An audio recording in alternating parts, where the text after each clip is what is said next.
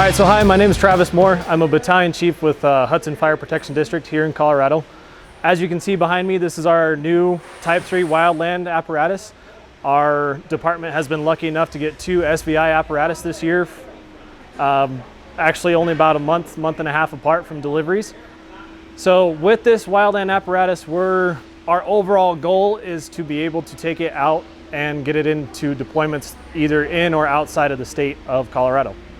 So as we work our way around, we did some modifications to where inside we tried to maximize storage space and riding ability for our personnel. So if they do get deployed, they can put their personal equipment inside and also try and be comfortable as they're driving down the road. We also inside added a front monitor controller. On the front, we have a monitor that we can do a quick attack with when we're going to brush fires. Out in our area, we have a lot of flat land that we have to try and knock down pretty quick or it will outrun us. Just recently, we had a 2,000 acre wildland fire, so the addition of this apparatus will definitely help control that. So in the back, we also have a couple more seats that are non-SCBA. That's for dual purpose. We're doing a clean cab focus in there, as well as just the comfort of while everybody's riding out to the deployments. Down here, we added the reel underneath the step, A, for the driver to be able to see where his man is, so he can just look in the mirror and be able to watch where he's at, and B, that gives us a quick ability to deploy that hose line to knock down the fire, reel it back up, and then take off.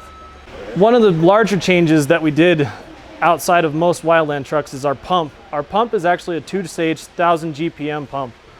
The reason we did that was to try and save some overhead cost of having the external diesel pump.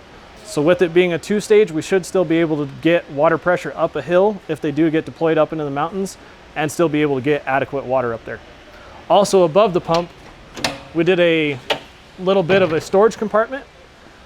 The reason we did that, we're hoping that we can put our SCBAs in there to help effectively have the clean cab, but still have access to get SCBAs in a timely manner.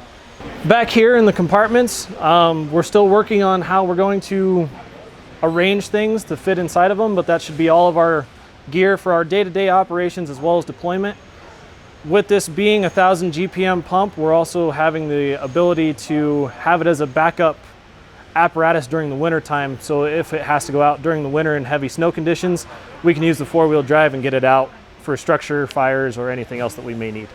Back here again is just more storage area to try and have all of our day-to-day operations as well as deployment, fittings, and equipment. In the ladder compartment, you can see it's a 26-foot 3-section ladder. I know it's a little bit big for a wildland apparatus. However, with the dual purpose for wintertime, if it does have to go out on structure fires, that's why we went with the larger ladder. Up on top, you can also see that this compartment is completely open. That is designed for putting personal gear for deployments or our deployment equipment or food reservoirs or whatever supplies we need for a deployment. All right, so here again, you can see we have large amounts of compartment storage for these 2 areas. This drawer we ended up borrowing from another apparatus. With the intent of this is hopefully where we can put all our fittings, nozzles, and whatever else we may need for the hose adapters. Again, here you can see our pump panel area. As you can see, it's pretty basic. We only have 1 crosslay that we're using. That's intent for if we have to use it for any type of structure protection or if it goes out during winter time in the structural setting. And then inside you can also see all the space that we provided for our firefighters when they're responding out on calls or on deployments.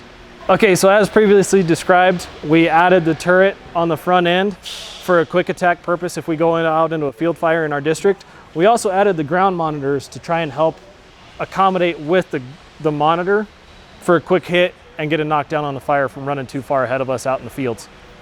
Up here you can also see we designed 2 storage bins for our rapid deployment of hose lines, either in the wildland setting or in our setting where we're trying to get a quick knock. As well as we added the large 30-inch scene light on the front bumper, or the front grille, excuse me. We've used those on a couple different apparatus and they seem to be great. They light up the area where we need to work and we can see where we're going if it's dark.